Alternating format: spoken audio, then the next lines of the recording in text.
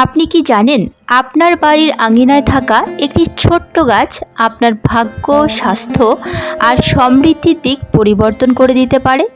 এই গাছটির নাম হলো নয়নতারা বা সদাবাহার। দেখতে যেমন সুন্দর তেমনি এর রয়েছে পৌরাণিক মাহাত্ম্য, শাস্ত্রসম্মত উপকারিতা এবং বাস্তুশাস্ত্রে এক বিশেষ গুরুত্ব। আজ আমরা জানব কেন নয়নতারা গাছকে ঘরে রাখা উচিত, এর দেবীয় রহস্য এবং ভুল করলে কি কি অশুভ ফল পেতে পারেন। নমস্কার, কৃষ্ণ কথাতে আপনাদের সবাইকে স্বাগত।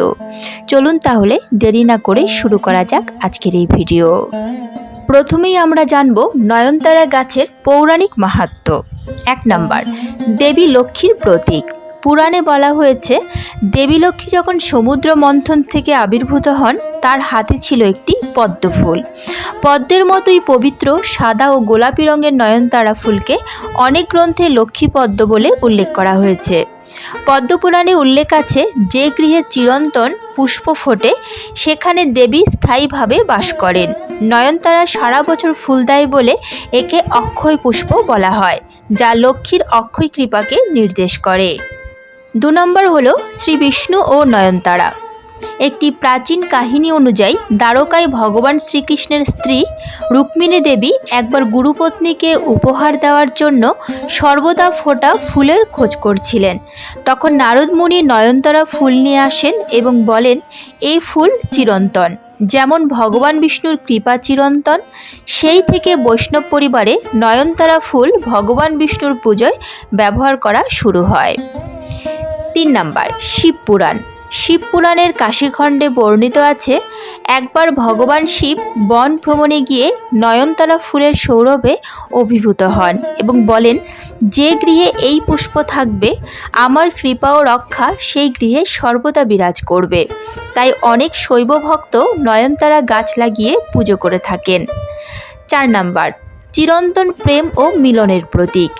লোককথায় নয়নতারা ফুলকে চোখের তারা বলা হয়, যা চিরন্তন প্রেম, মিলন ও সম্প্রীতির প্রতীক।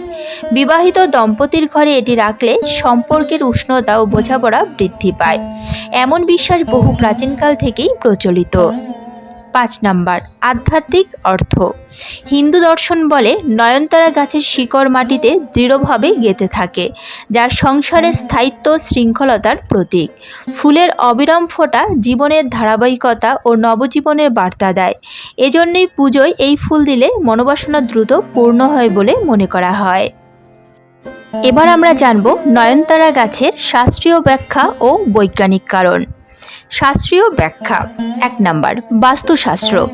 বাস্তুশাস্ত্রে নয়নতারা গাছকে সৌভাগ্যের উদ্ভিদ বলা হয়। পূর্ব বা উত্তর পূর্ব কোণে এই গাছ লাগানো হলে গৃহে ধন, শান্তি ও সমৃদ্ধি আসে। বৃক্ষপুরাণে উল্লেখ আছে যে গৃহে সর্বদা ফুল ফোটে সেখানে রোগ, দারিদ্র্য ও অশুভ শক্তি প্রবেশ করতে পারে না। সাদা নয়নতারা শুভ লক্ষ্মীর প্রতীক এবং গোলাপি নয়নতারা আনন্দ ও প্রেমের প্রতীক। 2 নম্বর হলো পুরাণ ও আধ্যাত্মিকতা। পদ্মপুরাণ ও শিবপুরাণে বলা হয়েছে অবিরত পুষ্পদানী দেবতার প্রতি সর্বোচ্চ ভক্তি প্রকাশের মাধ্যম। নয়নতারা ফুল সারা বছর ফোটে বলে এটি অক্ষয় পুষ্প নামে খ্যাত। হিন্দু আচার অনুষ্ঠানে নয়নতারা ফুল ব্যবহার করলে বিশেষত ভগবান শ্রীহরি, মা লক্ষ্মী, শিব ও দুর্গাপূজায় মনোবাসনা দ্রুত পূর্ণ হয়। এটি অক্ষয় তৃপ্তির প্রতীক। যে ভক্তের ভক্তি থামে না তার প্রতি ঈশ্বরের কৃপাও থামে না। বৈজ্ঞানিক কারণ। 1 নম্বর হলো বায়ু পরিশোধন। নয়নতারা গাছ ক্যাথারান্থাস রোজিয়াস প্রজাতির অন্তর্গত, যা বৈজ্ঞানিক গবেষণায় প্রমাণিত যে বাতাস থেকে ফর্মালডিহাইড, টলুইন ইত্যাদি ক্ষতিকারক রাসায়নিক শোষণ করে, ফলে বাড়ির পরিবেশ শুদ্ধ ও সতেজ হয়। 2 নম্বর হলো ওষুধি গুণ। আয়ুর্বেদ অনুযায়ী নয়নতারা গাছের পাতা ও ফুল ডায়াবেটিস, উচ্চ রক্তচাপ এবং ত্বকের রোগ নিরাময়ে ব্যবহৃত হয়। আধুনিক চিকিৎসা বিজ্ঞানে এর মধ্যে ভিনক্রিস্টিন ও ভিনব্লাস্টিন নামের কেমোথেরাপি ওষুধ তৈরির উপাদান পাওয়া যায়, যা ক্যান্সারের চিকিৎসার অন্তর্গত কার্যকর। মানসিক প্রশান্তি। গবেষণা বলছে সবুজ গাছ ও রঙিন ফুল ডোপামিন ও সেরাটোনিন হরমোন বৃদ্ধি করে, যা মনকে প্রশান্ত ও আনন্দিত রাখে।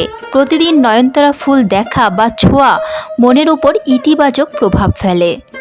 এবার চলুন বাস্তুশাস্ত্রের নয়নতারা গাছের মাহাত্ম্য সম্পর্কে জেনে নেওয়া যাক। 1 নম্বর হলো ইতিবাচক শক্তির প্রবাহ।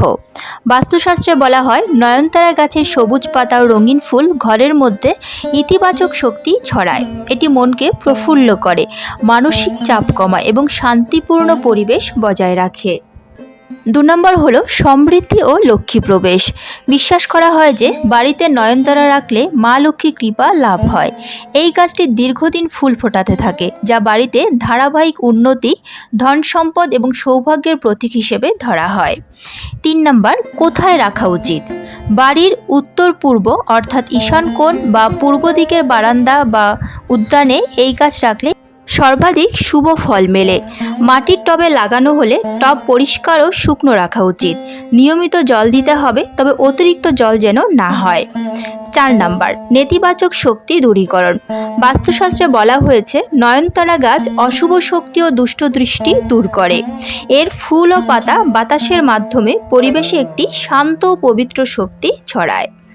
5 নম্বর, স্বাস্থ্যগত সুফল। নয়নতারা শুধু আধ্যাত্মিক দিক থেকেই নয়, আয়ুর্বেদ ও লোক চিকিৎসাতেও গুরুত্বপূর্ণ। এর পাতা ও ফুলের নির্যাস অনেক রোগের প্রাকৃতিক চিকিৎসায় ব্যবহৃত হয়। ফলে এটি বাড়িতে রাখা সৌন্দর্য ও স্বাস্থ্যের জন্য দ্বিগুণ লাভজনক।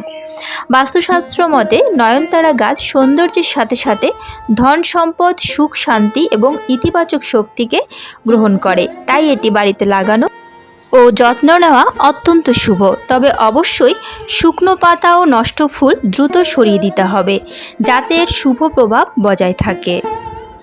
এবার আমরা জানব কি কি করা উচিত এবং কি কি করা উচিত নয়। কি কি করা উচিত? 1 নম্বর, সঠিক দিক নির্বাচন করা। বাস্তুশাস্ত্র অনুযায়ী নয়নতারা গাছ উত্তর পূর্ব বা পূর্ব দিকের বারান্দায় বা বাগানে রাখা শুভ। এতে ঘরে ইতিবাচক শক্তি বৃদ্ধি পায় এবং সৌভাগ্যের প্রবাহ বজায় থাকে। তাই আমাদের দিক নির্বাচন অত্যন্ত জরুরি।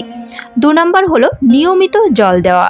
প্রতিদিন বা একদিন পর পর গাছে জল দিন। বর্ষাকালে অতিরিক্ত জল জমে না থাকে সেদিকে খেয়াল রাখুন, কারণ অতিরিক্ত জল শিকড় পচিয়ে দিতে পারে। 3 নম্বর, শুকনো পাতা ও মরা ফুল সরানো। শুকনো পাতা, নষ্ট ফুল ও আগাছা সঙ্গে সঙ্গে সরিয়ে ফেলুন। পরিষ্কার পরিচ্ছন্নতা বজায় রাখলে গাছ আরও সুস্থ থাকবে এবং শুভ প্রভাব বাড়বে। 4 নম্বর, পবিত্রতা বজায় রাখা। পুজোর সময় নয়নতারা ফুল ব্যবহার করলে আগে ফুলটি জল দিয়ে ধুয়ে নিন। ফুল তোলার আগে গাছে কৃতজ্ঞতা প্রকাশ করা শাস্ত্রসম্মত। 5 নম্বর, পেস্ট কন্ট্রোল। গাছে পোকামাকড় হলে প্রাকৃতিক কীটনাশক যেমন নিম পাতার রস ব্যবহার করুন। রাসায়নিক স্প্রে এড়িয়ে চলাই ভালো। এবার চলুন জেনে নেওয়া যাক কি কি করা উচিত নয়। 1 নম্বর, দক্ষিণ পশ্চিম দিকে রাখা নয়। দক্ষিণ পশ্চিম দিকে নয়নতারা রাখলে ইতিবাচক শক্তি হ্রাস পেতে পারে এবং গৃহে অশান্তি আসতে পারে। 2 নম্বর, রাতে ফুল তোলা নয়। রাতে গাছ থেকে ফুল তোলা বাস্তুশাস্ত্রে অশুভ ধরা হয়। সবসময় সকালে বা দিনের বেলায় ফুল তুলুন। 3 নম্বর, শুকনো গাছ রাখা নয়। যদি গাছ শুকিয়ে যায় বা মরে যায় তার সঙ্গে সঙ্গে সরিয়ে ফেলুন। মৃত গাছ ঘরে রাখলে তার নেতিবাচক শক্তি টানে। 4 নম্বর, অতিরিক্ত সার দেওয়া নয়। অতিরিক্ত কেমিক্যাল সার গাছকে দ্রুত নষ্ট করতে পারে। অর্গানিক সার ব্যবহার করাই উত্তম। 5 নম্বর, অযত্নে ফেলে রাখা নয়। গাছের টব বা মাটি নোংরা রাখবেন না। শুকনো পাতায় ভরা টব বাস্তুশাস্ত্র অনুযায়ী দারিদ্র্য টেনে আনে। তাহলে নয়নতারা গাছ শুধু সৌন্দর্যের প্রতীক নয়, এটি আপনার জীবনে সুখ, শান্তি ও সমৃদ্ধি আনতে সক্ষম। তাই আজ থেকেই এই গাছকে স্নেহ দিন, দেবতার কাছে নিবেদন করুন আর নিজের জীবনের ইতিবাচক পরিবর্তন দেখুন। আজকের মতো ভিডিওটি এখানেই শেষ হলো। আশা করি আপনাদের ভালো লেগেছে। যদি ভালো লেগে থাকে তাহলে অবশ্যই একটি লাইক করবেন। যদি রাধা মাধবের পরম ভক্ত হন তাহলে কমেন্টে রাধা মাধবের জয়গান করতে ভুলবেন না যেন। প্রিয়জনদের সঙ্গে শেয়ার করবেন যাতে তারাও উপকৃত হয়। আজ তাহলে এ পর্যন্তই। দেখা হচ্ছে পরবর্তী ভিডিওতে। ভালো থাকবেন, সুস্থ থাকবেন। জয় শ্রীকৃষ্ণ। রাধে রাধে।